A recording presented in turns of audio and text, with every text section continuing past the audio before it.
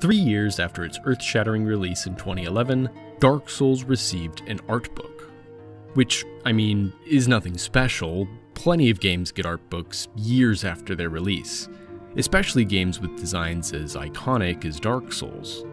What is special about it, though, are its interviews with game director and demented supervillain Hidetaka Miyazaki. Now, I've gotta confess that although I do not own this book and have not read every interview, I did find a snippet of a particular interview somewhere online and had it pasted on the cover of an encounter design document I made for a homebrew D&D campaign years ago. Most people don't believe me when I say this, but a certain kind of refinement, elegance, and dignity are very important to me. I'll usually tell the designers that flat-out grotesque or splatter-type designs will not get past me.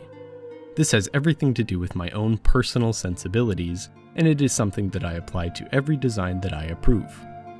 My idea of dignity is something that I pursue with every project I work on, and not just Dark Souls. To illuminate Miyazaki's idea of dignity, artist Masanori Waragai shared an anecdote about handing in an early design draft for the undead dragon.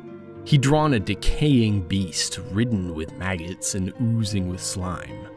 According to him, Miyazaki handed the design back and told him, "This isn't dignified. Don't rely on the gross-out factor to portray an undead dragon. Can't you instead try to convey the deep sorrow of a magnificent beast doomed to a slow and possibly endless descent into ruin?" Over 10 years after he rejected the undead dragon design, and equipped with the experience of 3, arguably 4 or more Souls-type games, hundreds of character designs, and a narrative assist from George R.R. Martin, the Game of Thrones guy, Miyazaki and the FromSoft team debuted their most ambitious project yet: Elden Ring. And it would seem, at least from this exclusive IGN interview about the game, that Miyazaki hasn't abandoned his guiding principle of elegant, dignified enemy design. For Elden Ring's main bosses, anyway. But does this principle apply to more than just the game's main bosses? And how exactly does FromSoft create elegant, dignified enemies?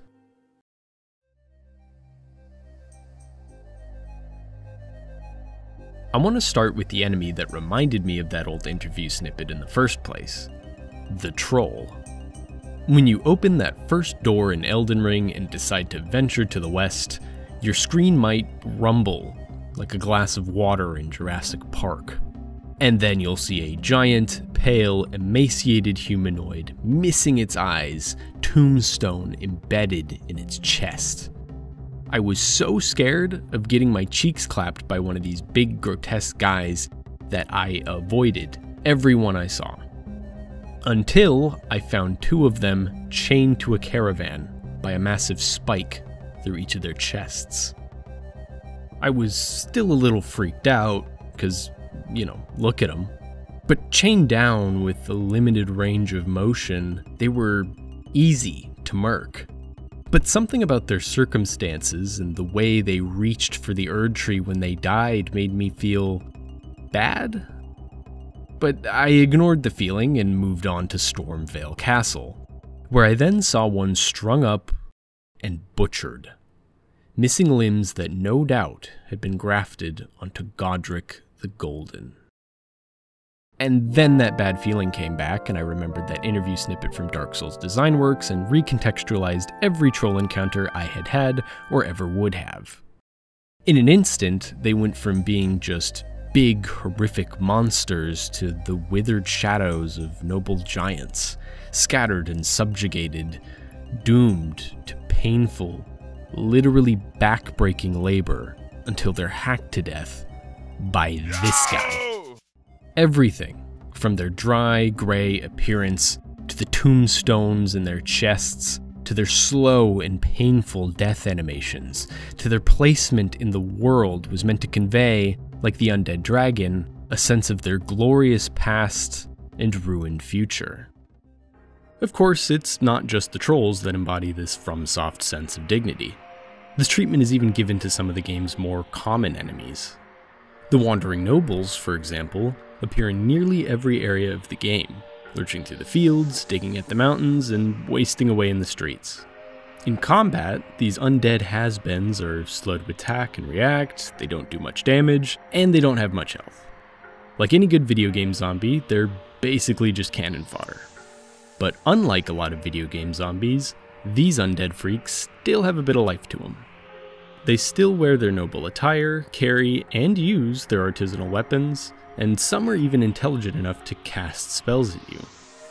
The unarmed nobles even hold their hands in front of their face to plea for mercy and try to run away from you, though their undead bodies betray them.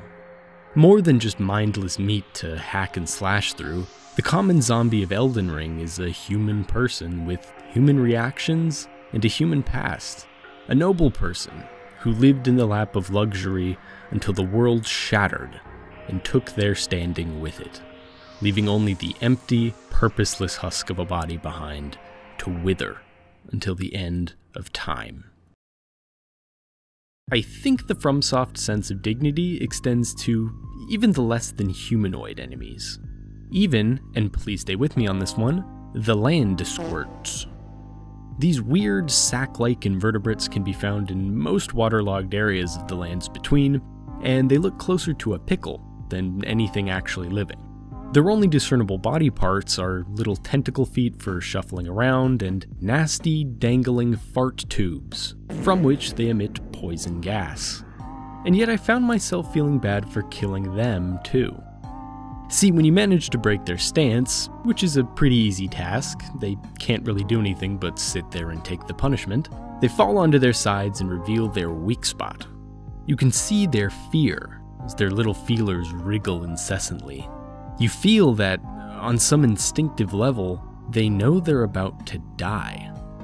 And though getting stuck on your back and showing your mouth anus is pretty far from anyone's definition of dignity, that's the only way for this living creature to struggle for survival against you, this invasive apex predator. I think it's hard to deny that there's something strangely noble about that futile struggle for your own life.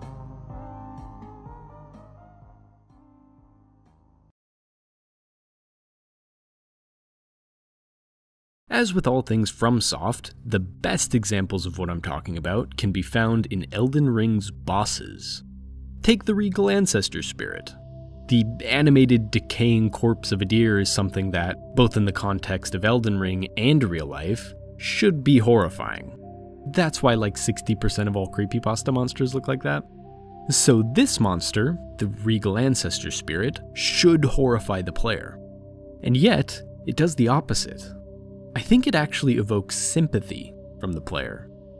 Like, sure, this buck rocks a fearsome set of 50-point antlers, but they glow a soft blue, suggesting comfort or innocence, especially because it's a color most commonly associated with spirits elsewhere in Elden Ring, which are either completely harmless or outright helpful.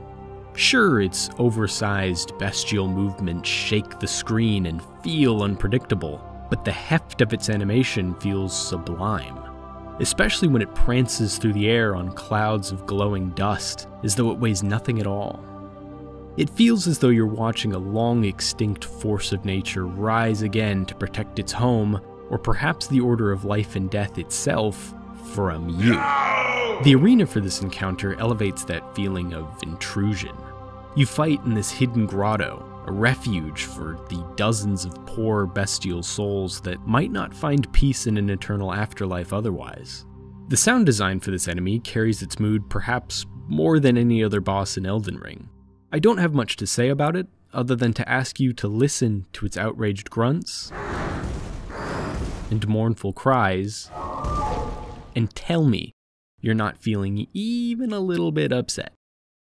And unlike normal enemies, this boss has its own song. The opening movement of the track is sparse, just the low, soft tones of a choir and strings cut through by a pensive violin melody. All throughout this first movement, the composition of the track feels fluid, almost non-existent, like it grew out of the ground. Paired with the peculiar percussion section and the wistful chirping of the flute, the track feels more natural than any other song in Elden Ring. And once the Ancestor spirit begins to drain the life force of every creature around it, the track shifts into its second movement. The flute wails, the violin starts to soar, and the rest of the woodwinds erupt into this playful staccato flurry.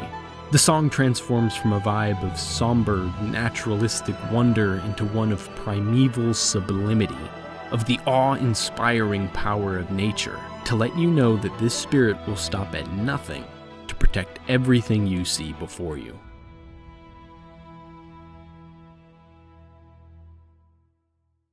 I know I suggested that we wouldn't touch the demigods in this analysis, but if we want to truly understand what Miyazaki's sense of dignity is and how the FromSoft team brings that sensibility to life, we have to look at Starscourge Radahn.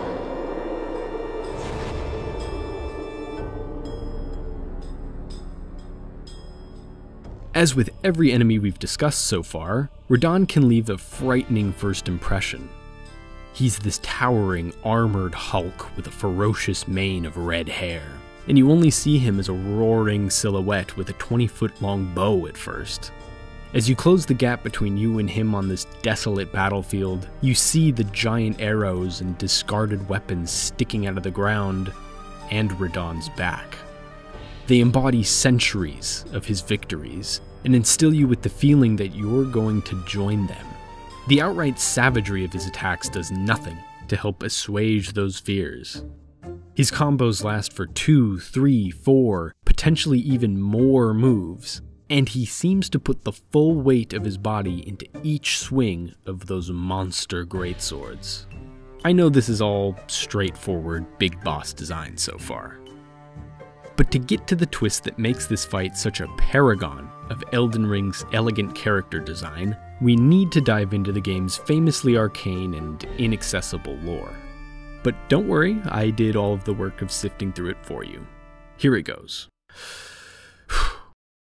The son of the powerful lords Radahn and Rennala, the demigod Radahn was a fearsome warrior. As he grew stronger, larger, and heavier, he worried about the strain it would cause Leonard, his beloved childhood steed, and learned gravity magic in Celia to keep himself upright and Leonard healthy. Later, this gravity magic prodigy managed to single-handedly hold the stars in the sky to keep the danger they pose at bay. When the Elden Ring shattered and war broke out among the demigods, the duel between Radahn and Malenia was so fierce that only by nuking the continent with plague could Malenia fight him to a stalemate. But not even centuries of scarlet rot could fail the great general. His mind is gone, his body is disintegrating, and now he roams the wastes of Caelid to feast upon the corpses of the soldiers who tried to put him down. With context, the fight evolves from a one-note fear fest into an emotionally complex feast for the soul. Like, Radahn's moveset is still absolutely feral, but we can catch glimpses of the technique and rhythm of the great general he once was. And as Blythe suggests after the fight, Radahn seems to show restraint by saving his most powerful attacks to the end of the fight. We can even catch glimpses of humanity in Radahn's stumpy legs.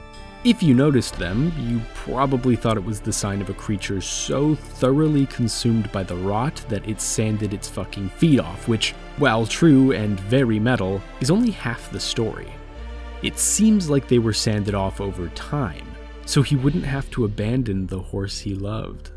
It further suggests that not all of Radahn's mind is lost, that somewhere buried in the rot, his love for fucking Leonard still shines through. This love is even reflected in Radahn's moveset.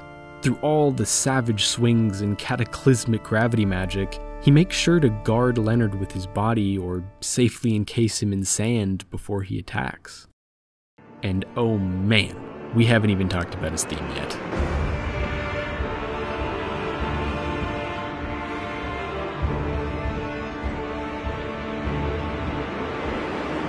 As you ride across the desert towards Radahn, the strings and horns swell with the larger-than-life majesty of your opponent.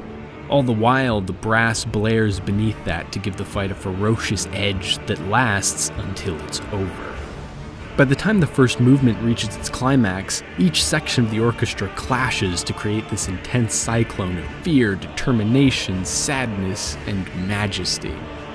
But then the snare drums begin to bang out the beat of a military drum, forcing the competing sounds into its rhythm. The first part of this theme evokes the entirety of Radahn's history, from his glorious rise to his drawn-out fall.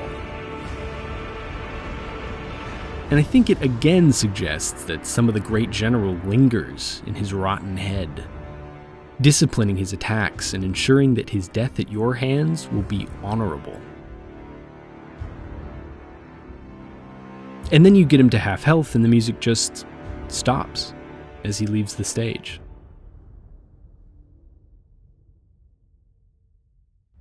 Only for the drums to roar right back to life as Radahn falls from the fucking sky like a goddamn meteor to beat your ass. And this time each section of the orchestra feels focused on the same goal, each part playing harmoniously instead of fighting for your attention. As though what little might remain of General Radahn has realized he's about to find mercy at your hands, and he isn't holding back any longer. And if I don't wrap this part up now, I'm gonna gush about this fight forever, so his detailed visual design, arena, animations, and soundtrack allow his history, and consequently his dignity, to rush you down with every swing of his sword and every shot from his bow. More than just a cool, intense boss fight, it becomes the tragic final chapter in the story of a great general, one who loved his horse and held up the stars, doomed to a slow and possibly endless descent into ruin.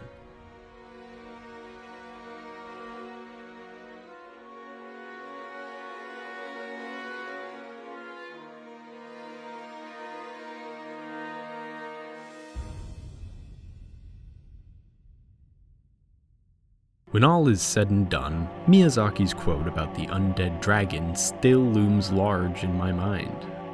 If we use that quote as a sort of style guide for Miyazaki's sense of dignity, as Masanori Waragai did, then it would seem like our random assortment of enemies, from the trolls to the wandering nobles to Radahn, each fit the bill for creatures of dignity and elegance. Every aspect of an Elden Ring enemy feels intentional. The way a creature looks, moves, and sounds is all meant to carry the history of a fractured world and a dying way of life.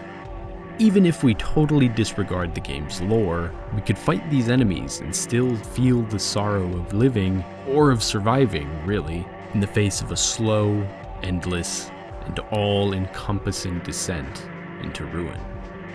And it's clear to me now that, at least in Elden Ring, the FromSoft's sense of dignity doesn't come from the ruination of magnificence per se.